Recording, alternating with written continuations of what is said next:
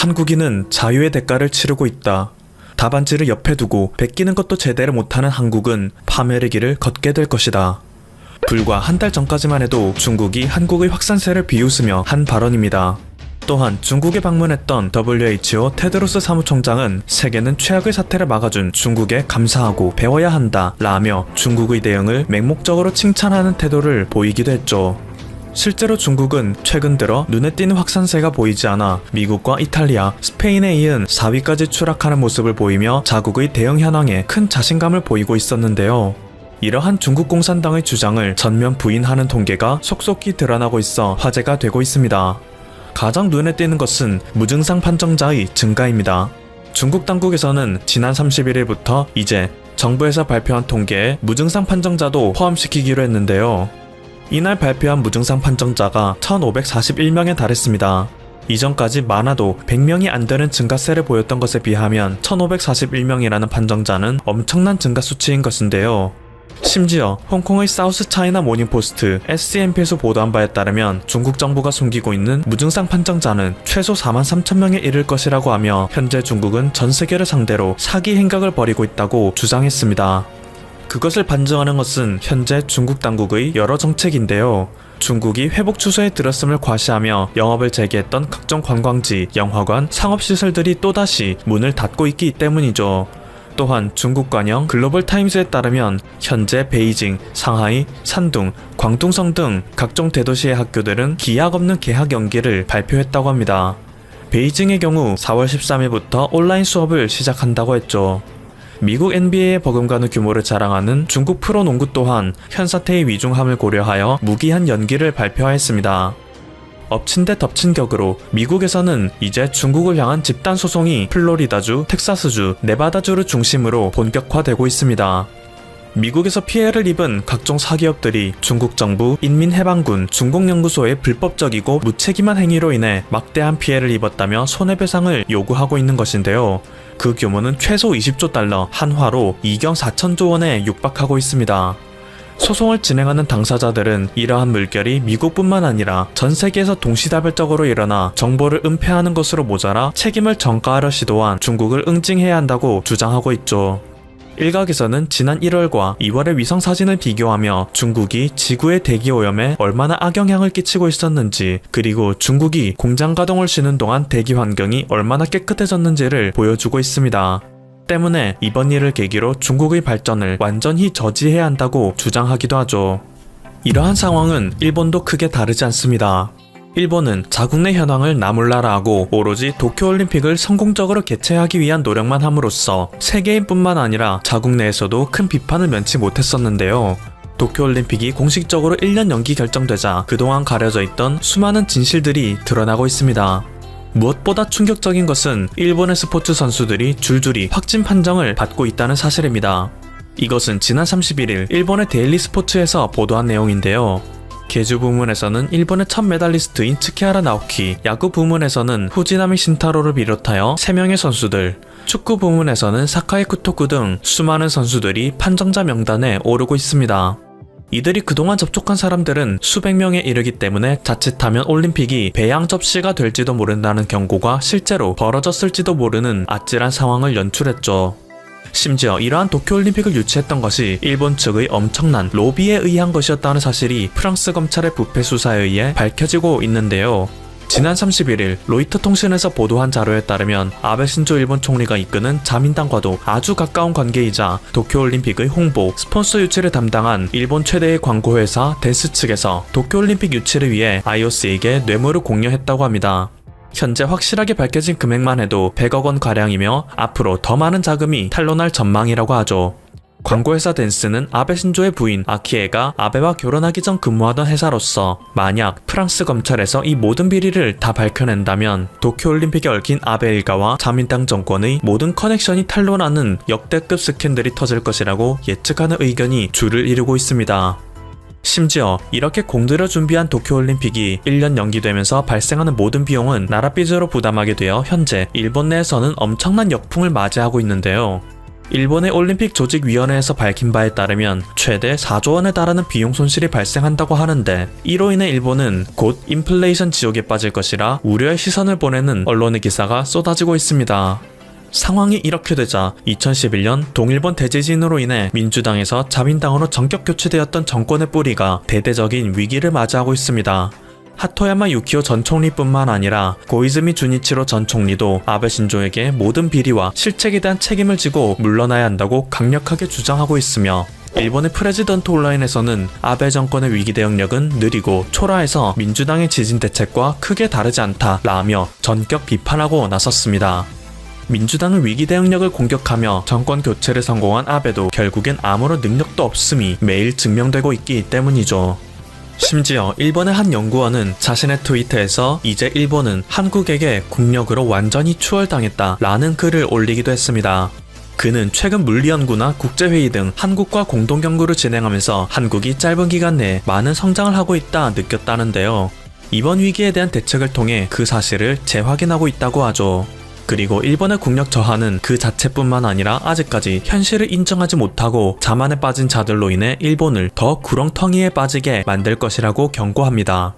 그리고 이 트윗을 접한 일부 네티즌들은 이제 일본은 끝나버린 느낌이 너무 강하다. 일본이 쇠퇴해가고 있는 속도가 뚜렷하게 나타나고 있다. 관광 산업에 기대하는 것 자체가 자국에는 이제 기대할 만한 산업이 없다는 것을 증명한다. 문제는 이러한 현실을 인정하지 못하는 사람이 너무 많다는 것이다. 능력적인 것도 그렇지만 사람으로서의 도덕심이나 윤리관이 이제 일본 원숭이라 불러도 반론하기 어려운 상황이다. 이번 사태가 지나가면 괜찮아질 것이라고 말하지만 과연 그런 때가 올지 의문이다. 그때는 이미 재건을 시도하려고 해도 재건에 필요한 기초국력 자체가 없어져 버렸지 않을까? 또한 전 세계로부터 신용을 잃어 아무도 일본을 믿지 않아 결국 석유를 비롯한 모든 원재료와 식량도 수입하지 못할 것 같은 예감이 든다 라며 일본의 현실을 절망적으로 보는 의견이 쏟아지고 있습니다. 한편 한국은 여전히 국제사회에서 큰 신뢰도를 쌓아가며 여러 국가로부터 러브콜을 받고 있으며 그동안 불리하게 짜이던 판도 갈아엎고 있는 상황입니다. 특히 미국의 경우 작년부터 이어지던 주한미군 방위비 갈등이 전면적으로 한국에게 유리한 조건으로 바뀌는 급물살을 타고 있습니다. 지난해 9월 시작된 실무 협상은 미국 측에서 이전보다 5배에 달하는 50억 달러를 요구함으로써 한국과 큰 의견 마찰을 빚고 있었는데요. 최근 한국이 미국을 1순위 의료지원 국가로 지정함으로써 미국 역시 한국에 대한 방위 분담금 요구 수준을 낮추고 협정 기간 역시 대폭 늘리는 조건을 제시했다고 합니다. 금액은 아직 정확하게 밝혀지지 않았지만 가장 최근의 협정 기간이 겨우 1년에 불과했던 것에 비해 이번에는 협정 기간이 5년으로 늘어나 만약 협상이 타결된다면 이제 한국과 미국은 5년 동안 같은 문제로 마찰을 빚을 일이 없어지게 되는 것이죠. 그리고 수많은 언론들에서는 이렇게 미국의 태세를 전환시킬 수 있었던 원동력은 양국과의 의리가 끝내 빛을 발했기 때문이라고 말하는데요. 최근 트럼프 대통령의 지나친 자국우선주의로 인해 오랜 기간 동맹관계였던 한미동맹에도 균열이 가는가 싶었지만 위기를 맞이한 두 국가의 의리는 변함이 없었기 때문이죠. 미국의 경우 세계의 수많은 국가에서 한국에 대한 입국 거부를 발표할 때 한국은 미국의 동맹이고 충분히 대처를 잘하고 있다는 판단에 끝까지 한국에게 입국 금지 조치를 취하지 않았습니다. 또한 한국은 미국의 사태가 악화되기 시작하자 그 어떤 나라보다도 미국을 1순위로 지원하겠다는 의지를 밝혔고 실제로 수많은 의료 물자를 보내고 있죠. 결국 이렇게 막상 위기에 처하자 서로를 우선적으로 돕는 모습에 그동안 자국 우선주의에 감춰져 있던 두 국가의 의리가 다시 드러났고 미국에서는 한국을 단순한 용병고용주가 아닌 혈맹국으로 재인지하고 있다는 분석입니다. 그리고 최근 한국의 혈맹이 두드러지는 움직임이 또 나타나고 있습니다. 지난 30일 에티오피아의 아비 아흐메드 알리 총리가 한국과의 정상통화를 요청했기 때문인데요. 아직 에티오피아에서는 26명의 판정자밖에 없지만 이제 본격적인 증가 추세로 전환하며 막대한 경제 피해를 입고 있어 한국에게 도움을 요청했다고 하죠. 그는 전화통화에서 형제국가의 대응을 보고 자부심을 느꼈다. 접촉자를 끝까지 추적해 치료하는 모범적 대응이 인상적이었다 라며 한국의 선제적 대응을 극찬하는가 하면 대응 노하우를 구하고자 하는 의지를 표했다는데요. 이 사실을 전해 들은 국내 네티즌들은 하나같이 꼭 도와야 한다 라고 반응하고 있습니다. 왜냐하면 에티오피아는 6.25 전쟁 당시 유엔을 통해 한국을 전투 지원했던 16개 국가 중 하나였기 때문이죠. 에티오피아는 과거 이탈리아가 에티오피아를 침공했을 때 국제연맹에 이탈리아의 부당한 침략을 알리며 지원을 요청하였으나 끝내 외면당한 바가 있습니다. 그로 인해 에티오피아는 1935년부터 1945년까지 이탈리아의 식민 지배를 받게 됐었는데요. 이때의 아픔을 잊지 않았던 에티오피아의 셀라시아 황제는 한국에서 전쟁이 발발하자 누구보다 빨리 한국에게 도움을 주어야 한다고 주장했죠. 부당한 이유로 침략을 받는 나라가 있다면 반드시 도와야 한다 라며 국내에서 일부 반대하는 세력이 있었음에도 불구하고 1950년 8월 한국에 파병을 결정하였습니다. 에티오피아군의 정예부대를 할 수 있는 황실근위대에서 지원자를 뽑아 만든 강류부대를 향하여 셀라시아 황제는 다음과 같이 말했습니다. 가거라. 살아서 미국과 중국의 갈등이 점점 더 가열되고 있습니다. 무역 전쟁에 이어서 전면전 가능성까지 대두되고 있는 상황입니다. 중국은 최근 자신들이 보유 중인 항공모함 2척의 기동 내역을 공개했습니다. 현재 중국은 남중국해와 대만 해협에서 미국과의 군사적 대치를 이어가고 있습니다. 중국이 과감하게 항공모함 기동 내역을 공개한 이유는 자신들의 무력 시위와 군사력 수준을 보여주기 위해서입니다. 중국의 항공모함은 야오닝함과 산둥함입니다. 야오닝함은 지난 2012년, 산둥함은 지난해 말 각각 취역했습니다. 지난 25일 중국 국방부는 야오닝함과 산둥함이 각각 정례훈련과 해상시험 활동을 마쳤다고 발표했습니다. 그리고 두 항공모함의 활동 목적은 무기 및 장비의 성능과 훈련 수준을 점검하고 작전 수행 역량을 높이기 위한 것이라고 설명했죠.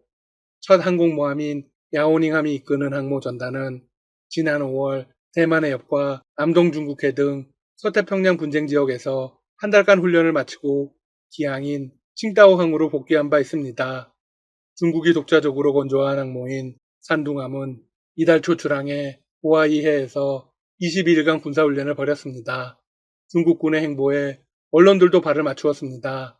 중국이 대만 해협과 남중국해에서 미국의 군사적 위협에 직면한 가운데 야오닝함과 산둥함이 미국을 막는 핵심 억제 전력이라는 점에서 이번 기동훈련은 의미가 크다. 네, 대놓고 미국을 막아서겠다고 나섰습니다. 상황이 이렇게 되자 대만 역시 적극적인 행보를 보이고 있습니다. 대만 당국이 중국에 대응하기 위해 개발한 텐궁산 방공미사일 개량형을 또 발사한 것입니다.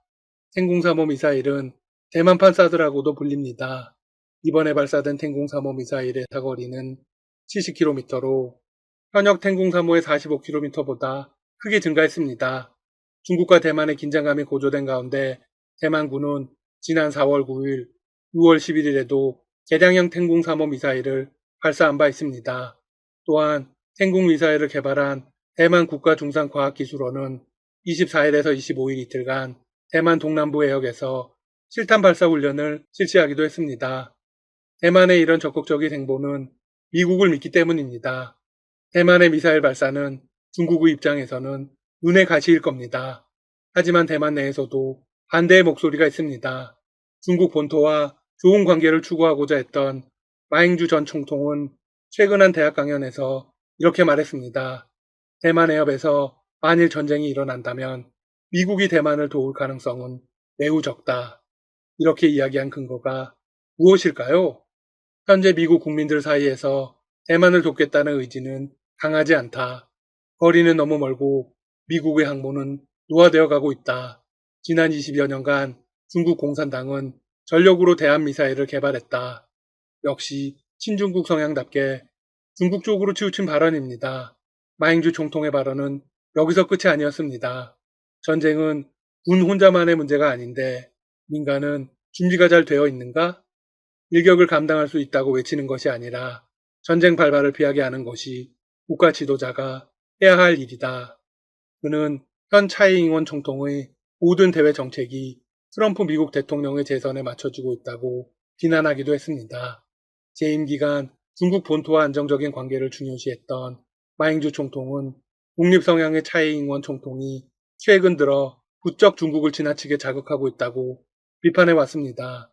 지난 10일에는 더 극단적인 발언을 하기도 했습니다.